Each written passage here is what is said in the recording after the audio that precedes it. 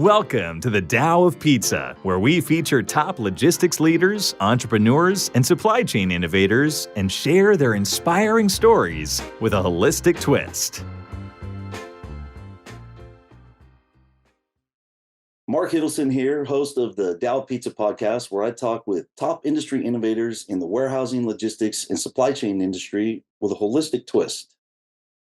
Before I introduce Abigail Power, today's guest, this episode is brought to you by Specialized Storage Solutions, Inc. Look, I've been in the logistics and storage industry for several decades, and I thought I didn't look that old, but people are telling me I really do. What we do is we provide industry-leading warehouse storage solutions nationwide. So basically, if you have a warehouse that needs racks, shelving, carts, conveyors, or mezzanines, we help with the design, engineering, installation, inspections, and repairs to help our clients optimize their logistics operations. And it's funny, Abigail, sometimes people don't even realize that we actually stock truckloads of safety equipment like guardrails, rack protection, and equipment barriers. We take a holistic look at your entire business supply chain to develop the resources for continuing improving your operations. To learn more, visit us at specialracks.com or give us a call at 707-732-3892. I even give my personal email address for podcast listeners, so email me, markhiddleson@aol.com, if you're ready to take your warehouse storage and retrieval systems to the next level. And I want to mention one more guest. I hosted Bonnie Artman Fox last week, and her book, How Did My Family Get Into My Office?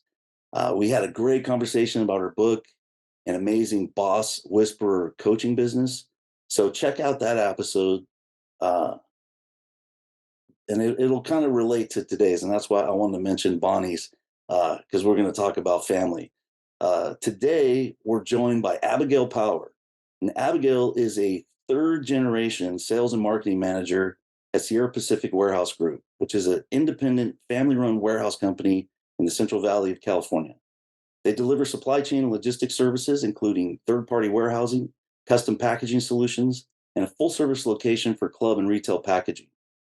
They also do direct-to-consumer fulfillment solutions for the West Coast and beyond.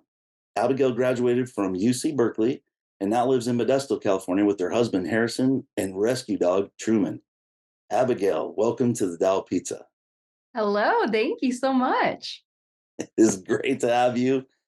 And I did mention Bonnie's book because I was thinking one of the reasons I've wanted to interview is that you're third generation, and it's awesome. I know the founder of your company is your grandfather, and it's a family business.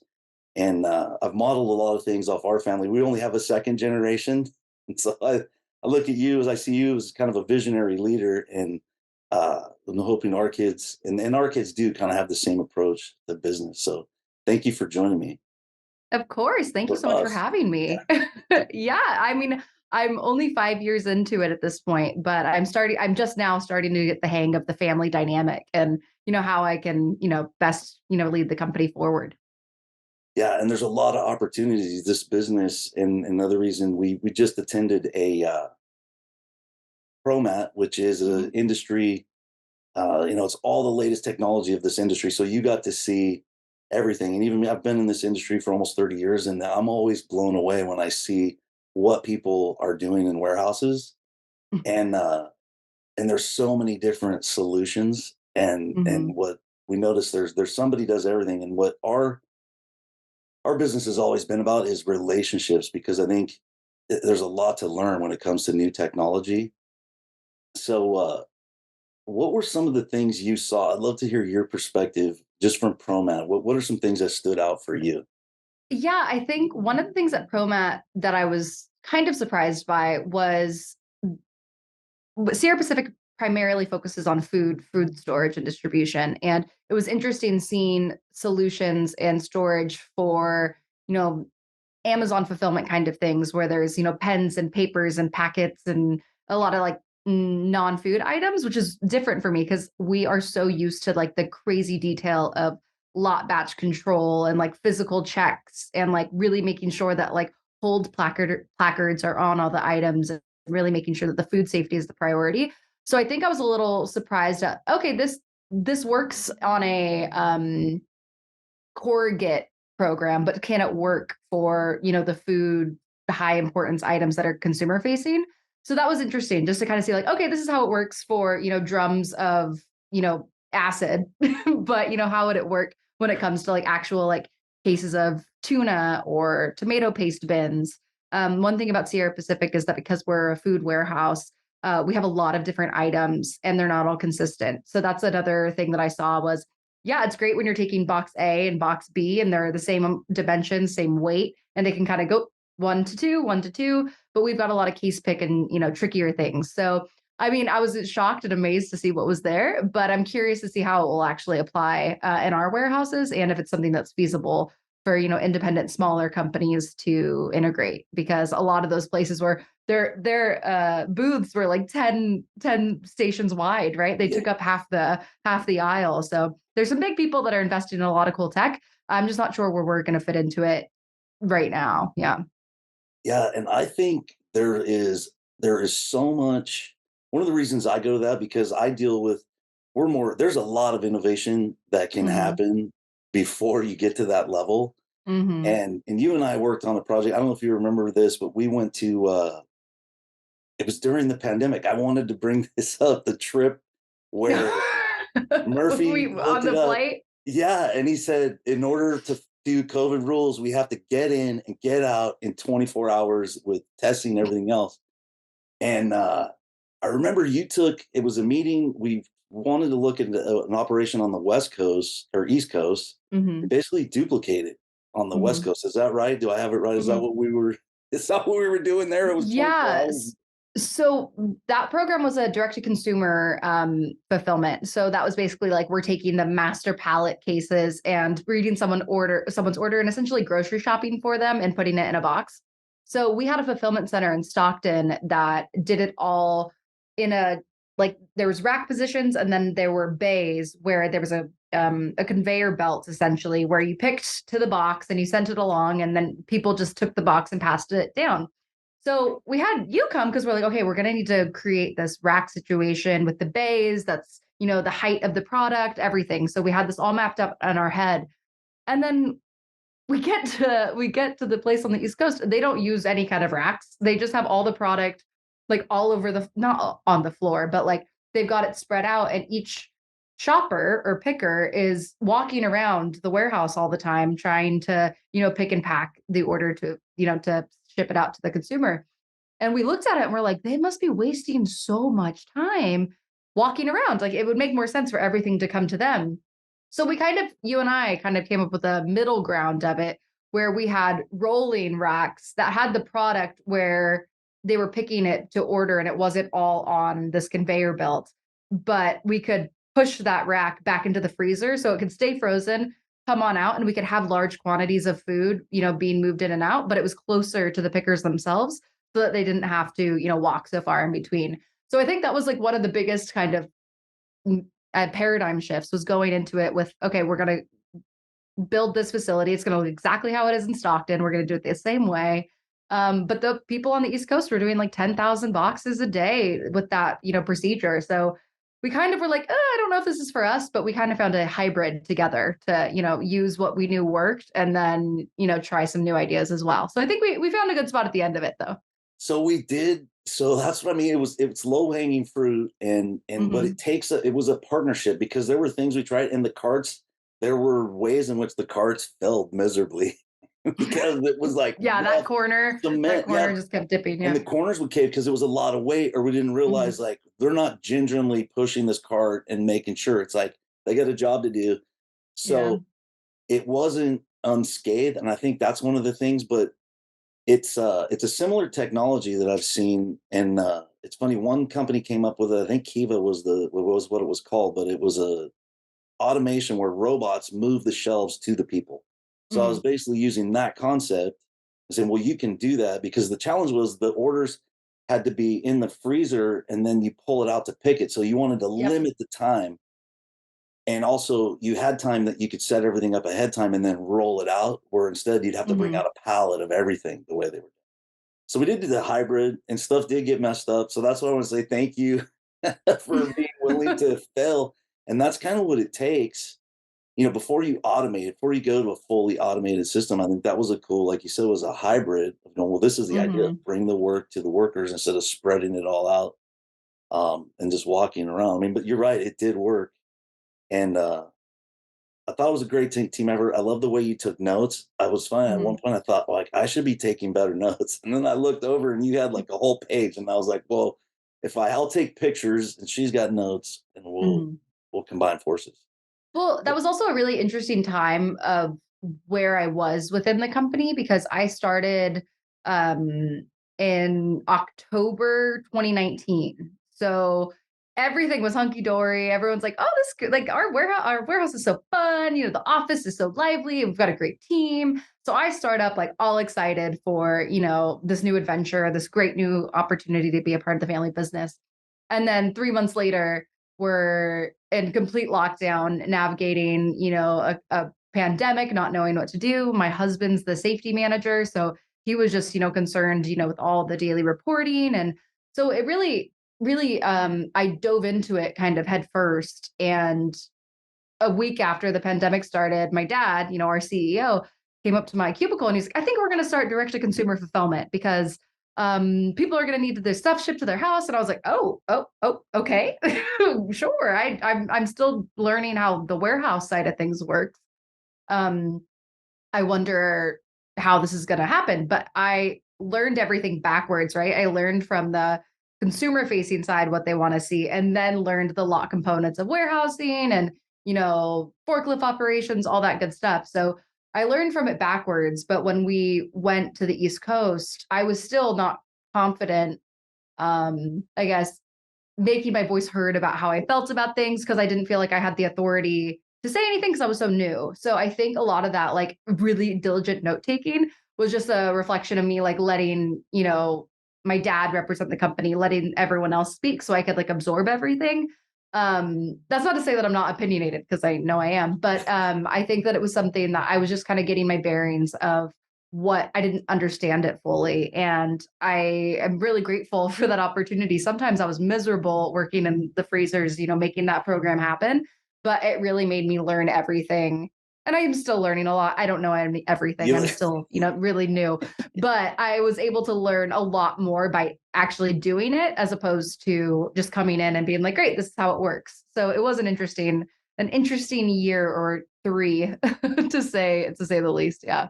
yeah, and you guys face some challenges, Yeah. with the number of employees you have and the protocols and everything. I remember going there and we picked up a check and Kenny had like a thing that you get your golf ball out of the water of the thing and he handed it out the door Yep. with like a 10-foot social Yeah. distance. Like we're following everything by the book, Yep. letter of the law, um, with 150 or more, right? You have like Yeah, we have 150. And I think the hard part about it is that we were following all the procedures, but people were still getting sick. yeah, Like we and that's one thing about our industry in particular is we never got to work from home. We you can't load a forklift yeah, from your house or from behind your Zoom camera. So some of our biggest customers who were shipping massive quantities called us on March 17th and were like, you're shipping everything tomorrow. And we're like, yep. So we tried to provide our customers pretty much the same level of service that they would have gotten pre-pandemic. And we worked really hard and had to face a lot of challenges to do so. We had testing every week to make sure that we could catch it early. We learned that the hard way, that if you don't catch it right away, it just, spirals. So we had a tough couple of years, and we're proud that we followed the safety protocols that we did, and worked really close in hand with the county to get the vaccination station set up here in our region. But yeah, it was tough when you have 18 call outs on a Tuesday morning and you've got 100 orders to pick. You roll up your sleeves and do what needs to be done, or you have to make the hard calls to the customer and let them know that they're gonna let some of their end users down. So not fun all around, but I feel much stronger for having gone through that. is that the silver lining? I'm a silver lining guy, and sometimes people are like, "Look at dude, there's no silver lining." But is that it? Is it the resiliency or Yeah, I think it's I did a lot of things within my job that I don't think I would have thought I was expected to do. Not in a bad way, but like I think I had to learn how to step in everywhere. And in case of, someone's out or, something goes wrong. So I think that I learned a lot and I feel a lot more confident now.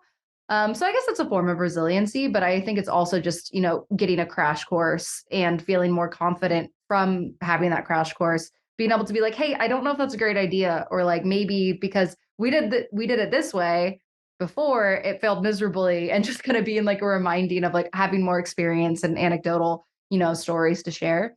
But yeah, I think resiliency, and then Harrison and I work very closely with my husband, and learning how to navigate the nonstop hard work stuff. Also, being, newlyweds married, and learning how to navigate, a family relationship and dynamic within a lot of trauma and, I really, really forgot scary about stuff. that. So your wedding was scheduled during Yeah. that. So you had to deal with that. So Yeah, we got engaged in 2019 and I started here in 2019. So we were just like starting our like, this is gonna be awesome. yeah. Yeah, so we had our wedding October 2020, and it was just our parents at our wedding. We decided not to postpone, which ended up being the right call for us. And we had the best team in Berkeley that helped us make it happen. But yeah, so we were navigating like the joy of being married, but not really getting to share it with the people we loved, and then also dealing with the onslaught of work stuff. But it ended up, we're doing great. We're still together, so fingers Yeah. crossed. That is awesome. Yeah. I remember because there were people I knew probably 4 or 5 people who were getting married around that. And a lot of people Yeah. did move the date. And I remember, I think you told me on that East Coast because it was coming up. It was a few months after that, I think. Oh yeah, yeah. And you had It was a said, we're month doing later. it. We're not going to postpone. And I thought, you know Mhm. what? Kudos to you guys. I think we talked about that. Yeah. It's like, yeah, Yeah, your love was on time. That's what was supposed to happen. you were Yeah. one of the recipients of my like 8 invitations, like save the date, and then like here's the wedding invitation, and then wait, just kidding, it'll be postponed and we'll have you later, and then nothing's happening. So I had a lot minted. The stationery company was probably stoked because they got so many orders off of me. But Yeah. yeah, it was the right thing to do, and I think the harder part was seeing all the other people who postponed those big life events, whether it was a wedding or a party or an anniversary or whatever it is. The longer they set a new date, then it just became, okay, well, no, it's going to be this. And it just kept extending and kept extending. And quite honestly, we wanted to have an anniversary party. And we're like, that was a lot of work. And who even knows if a year from now we'll be able to? And then I don't want to do this all again, so we maybe we'll have like a 10-year party or something. And Yeah. maybe it'll be safe then. I don't know. That is awesome. So you made it, and I love what you said about in the silver lining possibly being because of the circumstances of the everybody was kind of scrambling. You felt like you had more of a voice to step up and Mhm. say that's a great observation on your part too. And it is like this chaos created an opportunity. Yeah. And And like there was a while there we were just like anybody with a pulse. Like, come on, let's do it, you can, well, yeah, and in your business, and this is one thing I tell a lot of people, and I can tell because in our business we have to ask a lot of questions about the systems. Mhm. Like you and I, we're working on a project right now where there's a lot of questions about your client and the volumes. How many cases? Is it pallets? Is it cases? Is it per truckload? Is it, and to be in sales, you have to know the case picking side. You have to Mhm. know, and so you have that background. You're wearing all the hats. I mean, because it's tough to give the client the right solution without you don't know yourself what it takes. And I think there's Oh, whenever there isn't, when those salespeople don't have, they overcommit. And whenever I bring up my clients, they go, "We have somebody like that on our staff." 100%. And I totally am guilty of that. When I started, I was quoting people left and right. I was like, great, this is how it works, Yeah, like, sure. And then sure enough, they started up. And I mean, there's a little bit of this in the industry as well. But as soon as they started up, nothing was as they said it was going to be. And like, oh, yeah, we've got standard pallet sizes. And they come in and they're, Euro pallets that are skinny and you can't stack it, And so I had a lot of those kind of hiccups where I didn't do the research that I needed to do and started up these accounts that became a headache 40 people that I had to handle it every day. And so, really, taking responsibility for in the early days, and even now, sometimes I'll miss something and being like, okay, we gotta, revisit this, call the customer, tell them, how it works, how it doesn't work. But there's definitely a few customers that are still here that I still think about. I'm like, oh, yeah, that was a rough, that was a rough startup, but everyone was really annoyed with me. So now I know you interviewed Judy Jardine a while ago, but she joined our team a couple months ago, and she's just the question asker. She's like, okay, no. Like, this is what they said, but did you get a copy of their orders? Did you get a copy? Do you know everyone on their team? Like, you don't want to do business with people until you know everything. And so I'm getting better at that now and being like, okay, great. Like, sure, if it works, it works.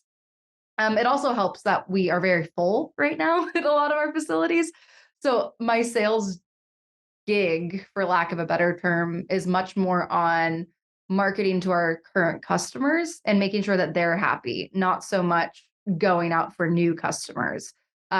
We would love to get new customers, but our space has just been locked with the port backups and everything. So really what I'm learning how to do is just, now that we can start to visit people in person, building those relationships, because a lot of people have never met me before because they've been with the company or been with Sierra Pacific for 20 years, always worked with Chris and Merv. And then the pandemic started, and then I was just the one sending them rate increases. And they're like, who's this person? Like, I have no idea. So we need to have a meeting with her. Get her in here. Exactly. And so, like, our part of the I'm a very process oriented person. And so part of what I was brought on to do was to really create structure to our sales team and like have, yearly reviews with our customer. Like, is this what you said it was going to be? Yes or no? If it is, great. Here, like, let's restart. But if it's not, then we need to revisit and actually like reevaluate your charges and rates. And those conversations are really hard for me to have still. Like, we had to, just for cost of living, increase a lot of our customers' rates. And I just had a panic attack about calling people and having to tell them that they were getting increased rates because we had just kind of always done stuff the way it was before. And then I joined, and then I'm like, okay, every customer is getting a rate increase. And I was like, I have to, oh my gosh, I don't know these people. I hate confrontation, and I have to tell them they're going to pay us more. And I really, really struggled with that. And that was something that Judy and my dad have helped me with quite a bit, and just kind of understanding that it's not about the hard conversation. It's about taking care of our team, and that in order, we can't do this, and we're not doing this for fun. Yes, we would love to, make sure that your program goes smoothly, but our real focus is making sure that our team is taken care of and that they're getting compensated for the time that they're spending to make everything work. So when you think about it from a people perspective, it makes it easier to pass along those increases, despite the hard conversations. That's something that that's my goal for 2023, is getting better at having hard conversations, because I'm a positive person and I just have a hard time. I have a hard time with that for sure. That is a great, you are so right on to, I think, and that is part of, in business, even in asking for the money, it's interesting how much a part of just owning a company or being is asking for it. And the prices are going up. I mean, our prices have really doubled. It was super steady over the years. Like, it would go up 8%, 2%, 20%, and then it would always be stable. And so, yeah, people who called you 5 years ago and bought, and they get a quote now, they're like, yeah, dude, oh my gosh, what happened? And then as a business too, the thing is too, the costs go up faster than you can recover, because you don't call somebody every day or every month. Like, gas just went up. Luckily there's fuel surcharges. Like, that's one of the reasons fuel surcharge is that it can go up and down. But yeah, that is having tough conversations is what it's all about. It's not my forte. And everyone knows we market it so much. Everyone knows we're a family business. So they know, like, it's not like I've got some corporate CEO telling me to like push the bottom line. Like, they know it's me and Chris. So it's not like they're like, go talk, like, who's like, what's your higher up say? And it's like, they know it's my dad. They know I could talk to them. They know it's coming directly from us. I'm not able to like pass the buck off to like, oh, our corporate management is doing this, So that's kind of, it can get personal, and this is like, it's Abigail the Hatchet. Yeah. To raise our rates. Yeah. And so not sometimes, like, I think a lot of people in their jobs, I think that might be one of the bigger differences of being a family business is just you can't like I feel like a lot of times talking to people in meetings, they're like, "Oh, well, my higher ups are doing XYZ. You know how that is." And it's like, we don't have that here. Like, it's like, no, I love them. It's a really close corporate structure, very small, like no overhead. We're just, it's just us. And so you can't really ever pass that along to your customer, like, well, boss is saying this, I got to do it. Corporate. This is all Yeah. coming from corporate. Yeah. No, we can't say that. We are corporate, like that's me. So that is an interesting part of it because so I feel like it's a balancing act because we want to promote. I think that might be one of the harder things is that we really try to promote that we're like a flexible, family owned, like creative company. But I think in doing that and having that flexibility, sometimes we get not taken advantage of, but like the expectation is that we'll always, bend backwards for a customer. And we love doing that. Like we are always so proud when we're able to make a solution or come up with something that works. Um, but now we're figuring out like, okay, like we'll do that, but what is this costing our team or what does it take to do that? And so I think that that's kind of the line that Sierra Pacific has to walk is, being accommodating, doing whatever we can to make the customer happy, but then also making sure that we're getting paid for those things. And that's not always like a fun, fun line to cross. Um, but I'm really proud of the fact that we are someone that wants to, make sure our customers are successful and make sure that if they've got a crazy idea, we'll hop on board, during the pandemic, we had our line shut down and we needed to ship for Christmas. So we flew my husband up to Portland and he like built a ad hoc distribution center in Portland because the warehouse wasn't shut down and like we shipped from there and it was like a Hail Mary, but we did it, like we're not opposed to anything, but it's just a matter of making sure that it works for both of us, I think. Yeah, that's awesome. That's awesome. And having those tough conversations. Well, you'll learn, you'll get better. You're super young, and it's great you have mentors like Hmm. Judy and your dad is even. I didn't realize Murphy when I first got in the business, he was like a veteran because he had 3 years of experience and I had zero. And so Yeah. I always looked up to him, and I didn't realize till probably 5 or 6 years ago. I was like, "Yeah, when did you say?" Because like I started in 1994. I'm like, "Well, I started in 1997." So it's pretty.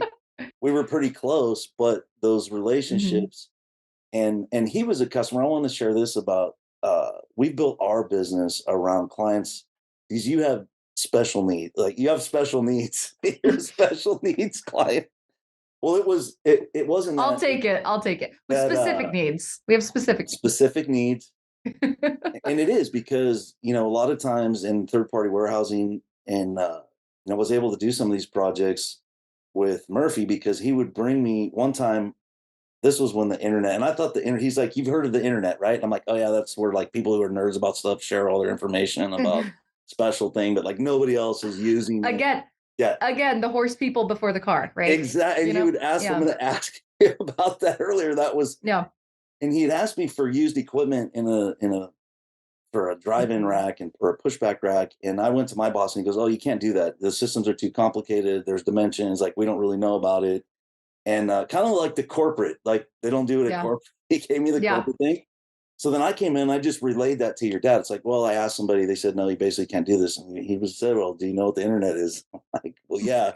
And he brought me around to his side of the desk. And I think it's a huge, I think in the old, it's changing a lot. I think more people are Mhm. like your dad, Murphy, and that they'll bring you to their side of the desk. And he showed me his computer and he was surfing on the web. And I was like, whoa, what is he doing? He pulled it up. And there was this company in Minnesota that had it. And it had their pricing and it had the thing. Yeah. He was like, look, this does exist. Okay. Go find it for me. And so it was one Mhm. of those aha moments. I was on a horse and people were driving cars. Yeah. Yep. And so, I'd heard of eBay, but I thought it like again, I thought it was for people like selling old toasters or something or books or anything. So Like how Amazon started us selling books. Like, oh, let's make a bookstore online. And now it's the biggest corporation in the world. Yeah, and one of the reasons they were able to do that is books was one of the lowest margins. Talk about asking for Mhm, money. So books are super competitive. So if you're in the mhm. book distribution center, all your stuff has to be like to sell a book, they're like $20, right? How much are they making on each Yeah. one? Well, and if you think about the So time, like, that the author spent in their life writing that, like, there's no real value you can put like, it's crazy that you can buy a book for, like, 12 bucks because it's so much time that someone spent on it. Anyway, keep going. yeah, yeah, no, you're right. And I'm trying to publish one that I thought would be out by now, and it's going to be actually a promise to be November. I mean, it takes a Ooh. lot of time, and it's expensive, and it's everything. And then Mhm. I'm gonna market it. I promise that I'm gonna go and do one-on-ones like this to sell my book. Yeah. Okay, Yeah. 25 bucks. But yeah, taking it core Everyone competency. go buy a book today. Go support books Support and books, buy authors. a book Yes. for Buy a book, sure. read a book. You know what's funny? I was gonna do how much reading I was gonna ask you how many books a year do you read? Oh, I love reading. I'm actually reading a book right now, but probably like 4, What not a whole lot. what I genre? did um I love historical fiction, so like I majored in history at Berkeley, but like stories that are set in a time period of something that actually happened, but the characters are made up, you know? So like I'm reading one about female spies during World War II. And like I just love, a fictional story that I can fall in love with that is based in an era that I know a lot about. So I can kind of like be there and, imagine it. Of course, when I was young, like Harry Potter was a big thing, but now it's more, historical fiction, a little bit of nonfiction, some autobiographies or history books. But yeah, what about you? What? Yeah, I feel like I know what yours are, but what are your books?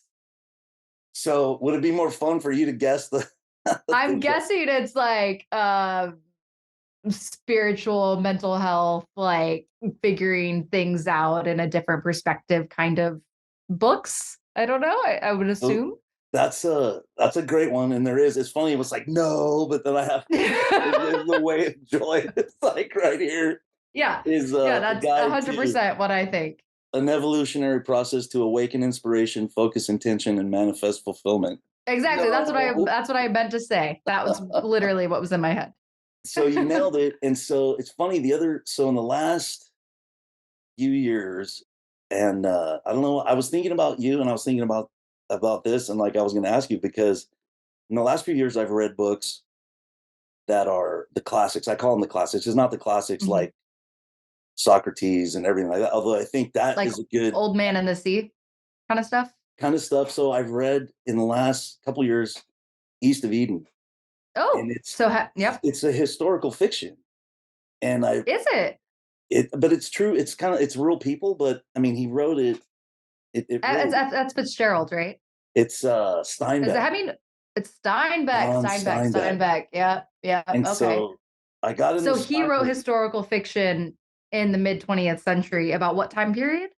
So he published it in the 50s, 1950s, but it was about the period in California, Salinas Valley specifically, which we're kind of Yeah. from. I mean, we're like Yep. east of Eden. Yeah. If Yeah. you look at where we grew up, I mean, I grew up in the Yep. valley. I was born in Berkeley. It's funny, I was actually born in Berkeley, grew up in Modesto, and then I moved to Sacramento to go to school, and then Napa. So I've never really been that far away from What hospital were you born at in Berkeley? Alta Alta Bates. Bates. Alta Bates. That's a good one. Alta Bates, baby. Yeah, Nice. 1969. So Wow. I just What a came, time. yeah, to solve specific problems. They were Right? like, this decade's been psycho. Let's bring in Mark. He's gonna fix everything. He's Yeah, gonna really bring it down. it Okay, is funny. anyway, East of So the East Eden, of Eden, Steinbeck. I read it, and I don't like I normally read like you're saying the awaken and awakening wisdom and all that stuff, but Mhm. I kind of want to do it for the same reason. And I read some Steinbeck quotes, and I actually have read Cannery Row. Cannery Oh, Row. yeah.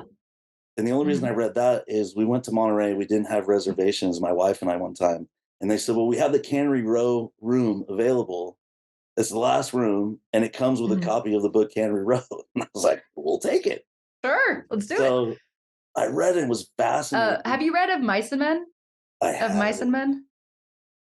I haven't. Have you? You haven't read that one? Nuh-uh. No. Oh my gosh, that's a tearjerker. That's like a classic that you read in school. But I haven't read the other two Steinbecks. That's the only Steinbeck book I've read. But that one is heart-wrenching. Oh, that's a rough one. But it starts with, or the whole idea of it is the idea of mice and men are fraught or something. I don't know. There's a cool quote. You would like it. But it's a sad book. But it's about farmers, like, traveling farmers and like people working on farms in the 30s during the Depression, and just like these two guys that are friends. I don't know. It's really good. You gotta check it out. But it is sad. So those books, they set a context, and it's interesting because a lot of the same when I book, so this is how I think. So you're so right. So I went into a bookstore in Oregon. This is the other thing. The only way I buy my books is walking into a bookstore and Yep. wander around. I usually have, like, I wanted to buy something from Kurt Vonnegut.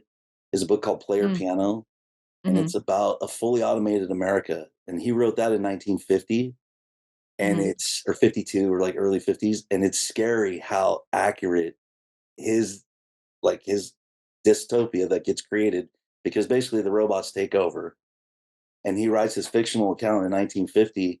And it's funny, Kurt Vonnegut, his whole thing is an anti-war Yeah. thing, but he goes, if you tell them you're writing about anti-war, then no one's going to read it. So it's like, I'm like, 100%. Yeah.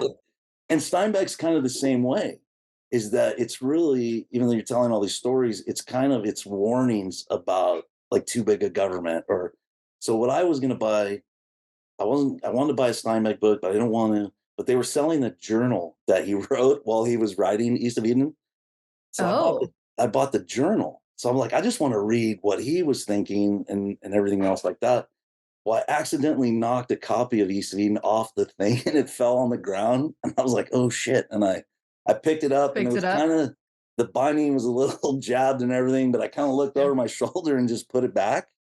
But then I was in line, and the person in front of me, the lady, she found like a little nick on the book, and she goes, "Oh, do you want me to go get you another one? This one's damaged." And I was like, "Oh man, I really messed up. The one that I dropped was 10 times worse than that one." And so So did you I go took my buy little, it? what's that? So Did I you went go back buy and it? bought it. I Yeah. went back and got the book that I Yeah. dropped on the ground. So then I had to read it. And it's fascinating because it's we talk about innovation. I was talking to you, like, we were talking about relationships. Mhm. Uh Another thing I have in a presentation I do about innovation is the Steve Miller Venn diagram, because there's Mhm. so many different kinds of people in the world. So the Steve Miller Venn diagram is like 6 circles, and there's the pickers, the grinners, the lovers, the sinners, the smokers, the Mhm. jokers, and then, and it's this Venn diagram, and there's all these different people, and not everybody is Steve Miller, right? But there's Yeah. people who are 3 or 4 of those things. There are people. It's like I only Yeah. happen to be all of them because of what Yeah. You're the beautiful center, of the like the where center everything of the overlaps. You're like Steve Miller, you're like the middle of the daisy, the like that middle of little. the. I love that. I saw that Steve Miller Venn diagram, and it's just like this big, like, colorful thing, and I was like, oh my god, I was just drawn to it. But the point about those books, and especially I would think Player Piano, if um because people, you asked me a great question. I want you to ask me again, because it was before we got on, and it was about um technology and adopting technology, Mhm. and it seems like bigger companies have more access. What was it that you were specifically, you wanted to? Oh, yeah. So really, really the question that I'm at right now when we were at ProMat was, yeah, these technologies are great. Like, of course I want them, but it's millions of dollars in an investment. And is do we get in now and start buying things that are going to be irrelevant in a couple of years? Like, let's take, for example, the iPod charger, right? If let's say we invested in that, like that really wide one that was, 10 years ago was it, like everyone had it. And then like 3 years later, they change it because you have to buy the smaller one because that's the only thing they make now. And they change the models. And like, do we get in now and invest in the OG iPad or the OG iPod that had the little swirl? Or do we wait until the iPhone and, get involved then? And like, are there small bits that we can, invest in now? So that's kind of like the overwhelming question. But I kind of just feel like I don't want to be the person that when cars came out was still with my horse and buggy, just being like, there's nothing better than this horse and buggy and you guys are all crazy, like I don't want to be that. And I know that history looks back on those people and is like, oh, what idiots, so I don't want to be that, but I am so hesitant to investing in automated technology because I think for the scope and scale of what we're doing right now isn't ready for it. Even in certain ways, like I'm all for electric technology, but like when it comes to our truck drivers, the whole system that has to be in place for that to work, like there's just so many different wrinkles I think need to be ironed out before we can put our own capital into it. So yeah, that's really my question is, am I the horse and buggy person? And how can I not be the horse and buggy person? Could I be like a horse with like a motorized buggy, like middle ground, like a middle ground in some way that can, really be advanced and take advantage, but also is feasible for our company, but also keeps our team strong. We're not an Amazon kind of company that wants as few people here to get stuff done. Like we really love our team. We've got so many people that are 30 plus years, and I really want to, I'm not trying to get rid of jobs. Like that's not what I want. I want, the people that are doing their jobs to have a more efficient and, more pleasant place to work. So that's the goal. I don't know. I'm just trying to figure out where we fit into it, where we're at right now. My gut says to wait like 5 years and then see once they've wrinkled it out, like once it's ironed a little bit, and then we can, start putting our own money into it and maybe see if there's any like kind of investments or subsidies from the government to kind of like get involved for smaller independent businesses. So I think there's always in your business, I mean, it's a great question. And I think you have to have the most talented people in your company asking it everywhere they go. And I think that's really, and when you're, so the good news about being small is you're nimble. Like there was this book that was called, it isn't the big that eats the small, it's the fast that eats the slow. And so I never read that book, by the way, but my boss We're going to find out. It was like a terrible book, had a lot of bad ideas in it. Like really hateful people are in it, but you're like quoting it everywhere. Exactly. Yeah. I recommend East of Eden and Piano, but I'm only saying that. And Ways of Joy. Got to keep Ways of Joy in there. Way of Joy, I highly recommend. That's a personal friend of mine wrote that book, actually. Well, good. Shout out. Here. Shout out. Yeah, Vicky is, and she's actually, I've had her on 2 interviews. You might have seen one of them. She's a energy coach. Yeah, she's dynamic. Yeah. But I think it's a great question. And the way, and you have great leaders at your company already. I mean, I really think, Mike McNulty, your grandfather, Chris, one of the reasons Chris and our relationship developed because we were going on warehouse tours. I mean, I was involved in the Northern California, and I still think that's one of the greatest ways to learn is to tour somebody else. And it doesn't even have to be your business. You brought up a good point at ProMat. One of these things I always like to take an idea from, what's funny is one of the greatest warehouses used to be in Woodland was Radio Shack. It was Tandy Corporation. Tandy Corporation had this high tech, and that's a great ones that they had the best technology. They ended up going away. I know. The slow, but so you would go into a Radio Shack warehouse, but you could apply it to the food business, or you could apply it to lumber, or because we're calling on a lot of these different industries, the beverage industry. I've done a ton of, because of where I live in Napa Valley, we've done a lot of wine. Pepsi was a big account for a while. We do a lot with Coke. So there's these verticals, but I asked you, why do you think it's easier? Like it's almost easier to learn when you're at somebody else in like another industry. Oh, like if you're at like if I was at a winery instead of being at a warehouse kind of thing, or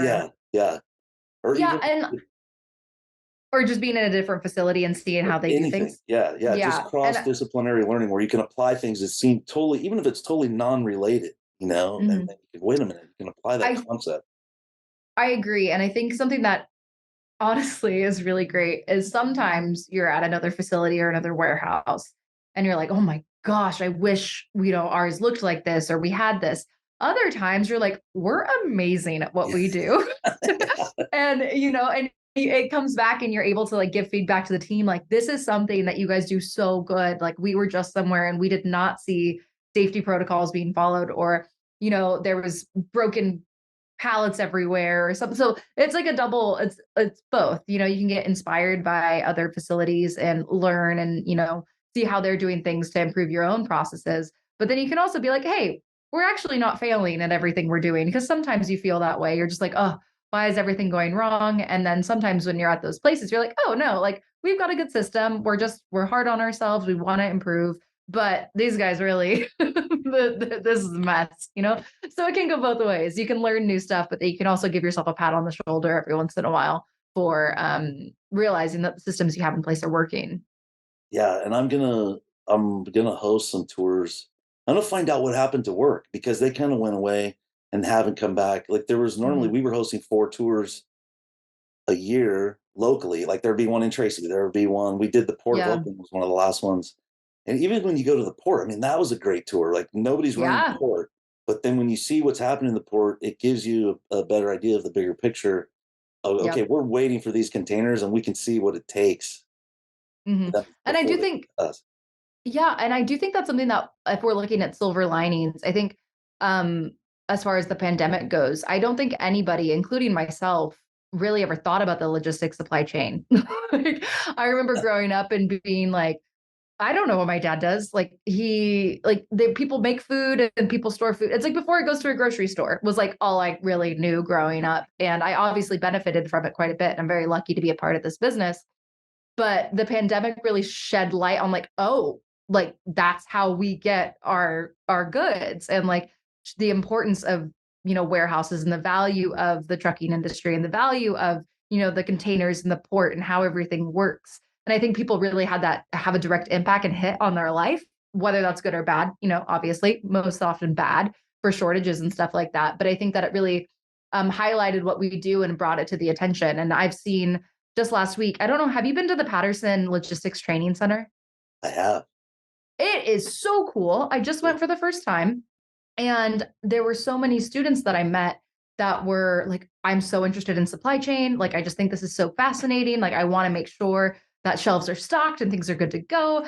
And in high school, I never would have thought of that. Like, that would have never been something on the table for me. So I think that's another thing. Like, the port delays were front page news for months, and I think that having the highlights on our business and how we do things gives us a little bit of, like cred, I guess, for lack of a better term. And people are understanding what it is that we do. And, every little piece, everything you see at your desk or in your room came from some form of a logistics supply chain, like your apple you ate didn't just like appear, there's a whole line of 80 people or companies that got it there.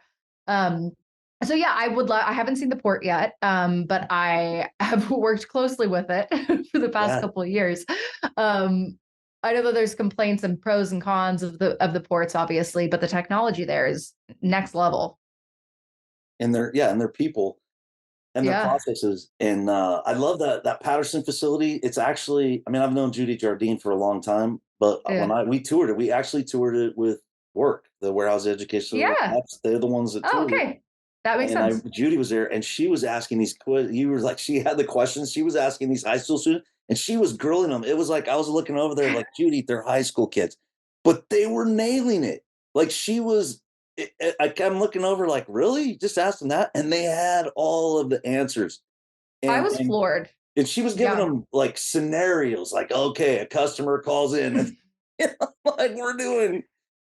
She's intense and I love it. And like I mentioned earlier when about asking customers what their programs are like, I was kind of missing a lot of those details. But she's like, no, no, no, no, no. She's restructured our entire onboarding because she's like, these are the questions you got to ask. And yeah, it can be a lot sometimes, but I love her. She's great. And I think with the job fair we were at last week, I was shocked at the competency, the confidence, they had their resumes, they had questions that they asked. They asked about like, what are your 401k benefits? Like, what are things you look for when you hire an employee? Like, what kind of team do you want to build at your facility? Like, what opportunities are there for vertical mobility? And I was like, this is like, some of them were sophomores in high school asking those questions.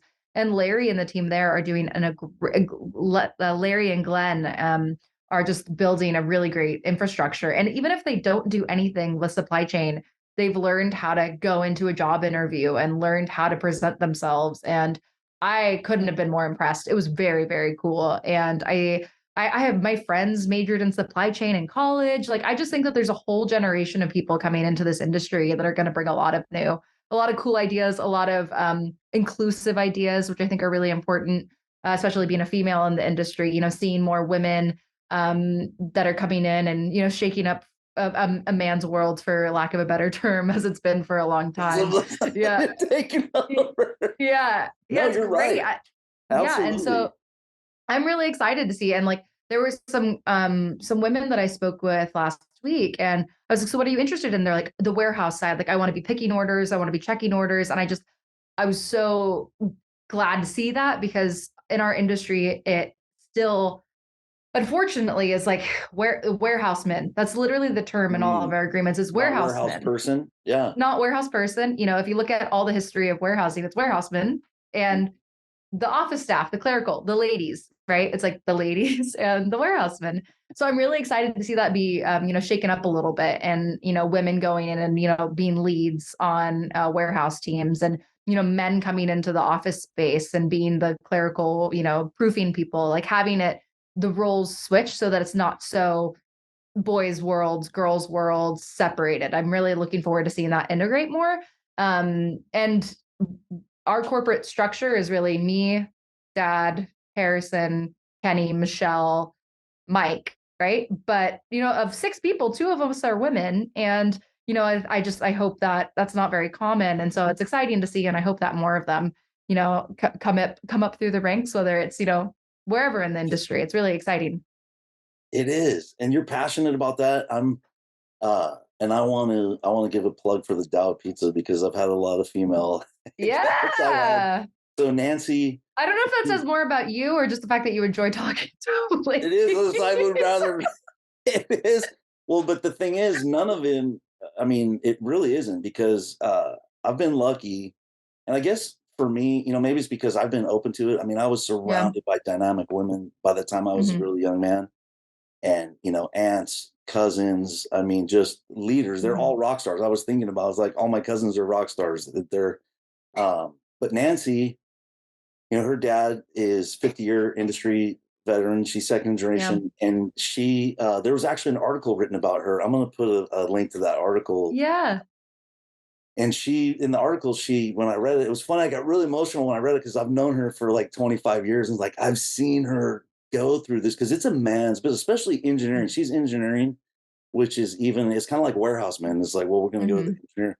And she said at first she was really trying to bring like a masculine energy. And Nancy reads this stuff like the way I enjoy too. And so she's done a lot of personal work. And she said, why am I trying to bring this? There's already enough masculinity. I'm getting chills again, because she's like, I want to bring my femininity and the nurturing side, the other sides of this business. And she's a really powerful, dynamic leader. She's a lot like you.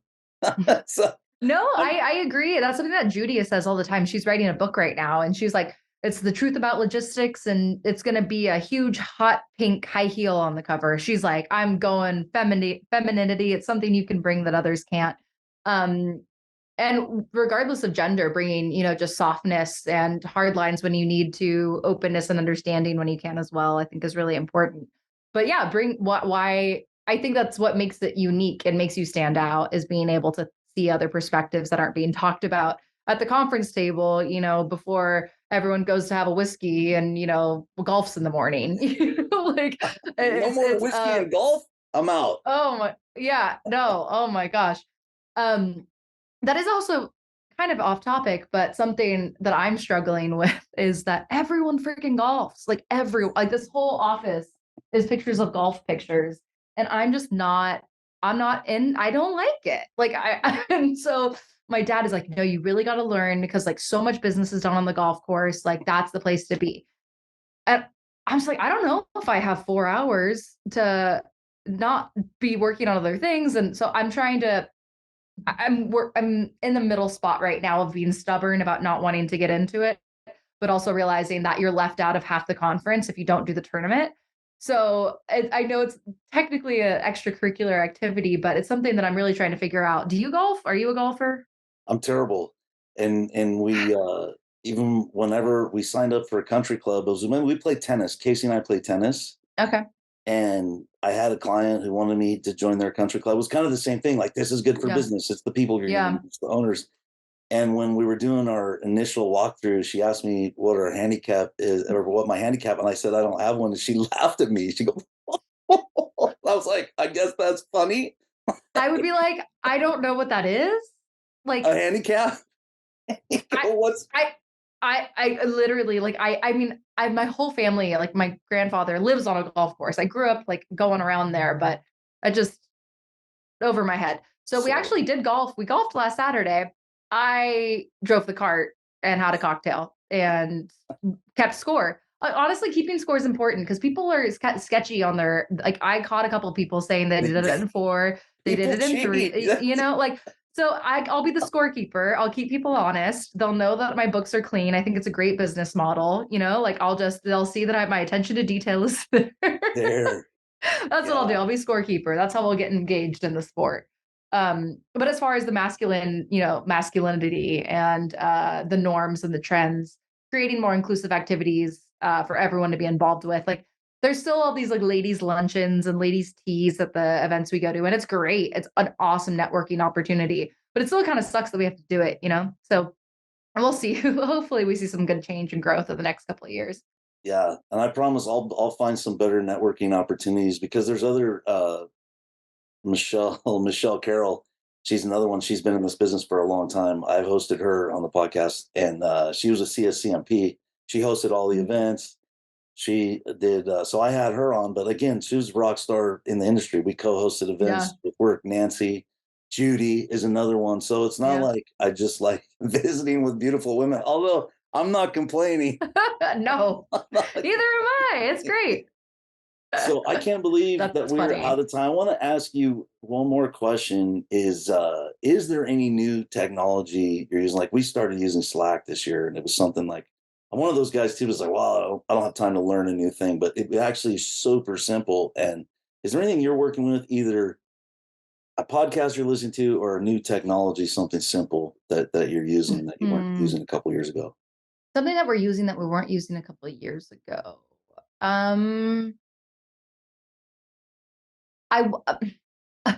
This doesn't sound this exciting, but it honestly is for us. We've created like new networks and new like support groups within our communication, within our email. So like if there's particular issues, like we have dedicated people that are like on each of them. So like we used to just have, if somebody was, reaching out for an appointment, they would just email Modesto, and every clerical person would have to, it kind of relates to Slack because I know Slack is like a workflow. That they would be like, okay, so we just have to sort this and we have to identify from the email, what are they bringing in product? Are they wanting to ship out products? So we've created like all these different like apps that our customers are using so that we can have like a dedicated person doing, inbounds, a dedicated person doing support, like IT setup, so that we have it segregated so people have different responsibilities. We're just about to revamp that and change our entire process. So we're in the middle of changing that. But I do think just as far as our accuracy and success and something that we utilized, that was a good update. It's not a great tech update, but just something as far as workflows that went well. We That are is a also great. That's exactly the kind of thing. So to me, that's more important than the tech because you solve the problem. So like to me, in order to solve the problem the right way, you have to be able to solve it manually first. Yeah. The tech's gonna mess more stuff up than it fixes. I mean, here's the other thing, right? It's like you put in a new system. We have a customer right now that like I've got one of the CEOs. He's terrified to call me about the racking because he's in charge of them changing over their whole system. So like, he's not even returning phone calls right now because they're going through the tech. So like what the stuff you talked about though, like that's what I call the low hanging fruit. You saw an opportunity and created these networks. I would think of it's like a triage, right? And the triage where And those are I mean, if you stay on stuff like that and the tours and going to conferences, and if you learn how to play golf, that'll be the innovation. I know. So, I know you had a backside on this. I can't. This time just flew by. But Yeah. Oh my Abigail goodness.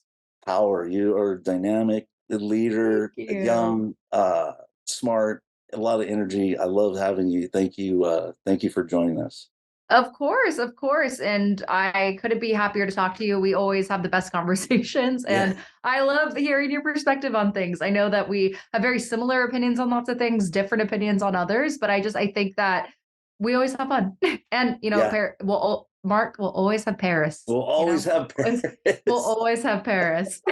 We'll always have Paris. Yeah, that was wild. That was like more than 10 years ago, right? I think. I think it's 10 years this year. That was the first time I met you, though. Yeah. Walking out, like humbling out of a metro station with your suitcase. 2 suitcases. It was on a 4-week trip and traveling on the train to meet your dad for important. That's one of the most important business meetings I've had in my life, by the way. I've rarely. It was funny. I told Murphy, I said, hey, if I was in town, I would be in my car and driving to meet you right now. I go, but I'm in London. He goes, well, I'm going to be in Paris on the weekend. So if you're really want to meet me, it's a 3-hour train ride. And we ended up making it happen. So. Oh my gosh, that's so funny that was a good business trip though, because that was before, obviously 10 years ago, it was before I started with the company. So you guys were probably talking about racks, customers, everything. I had like none of that. I just remember walking a long way on the Seine, getting to the Eiffel Tower and being like, oh my God, this is a lot of walking. But you guys probably like, it's just interesting how your perspective and your context changes when you're in a different situation. I don't know how you experience things differently. Like now, if I had been in that position, I would have seen so many other things that I wouldn't have seen before. So it's all about growth. Bastille Day and one of the most impressive military parades I've never seen. I thought we were in Moscow or something. I'm like, I thought France was like peaceful company. It was like tanks and missiles and airplanes. And the best part was when we were trying to find a spot. We're like, okay, where are we going to stand for this? And Dad and I like look over and you're just holding a glass of champagne in a window. You're like, I got a table. And, we watched the tanks roll in. Yeah. Hey, well, we've had a lot of adventures and I really appreciate you being like someone I can always talk to and, giving feedback on whether it's family dynamics of a workplace like you have with your sons or, just general friendship. And, I'm looking forward to the years ahead with you. Yeah. Super pleasure. Thank you again. Thanks, Mark. Okay, cool. Well, I'll see you next week. Yeah, again. Perfect. Thanks for listening to the Tao of Pizza podcast. We'll see you again next time, and be sure to click subscribe to get future episodes.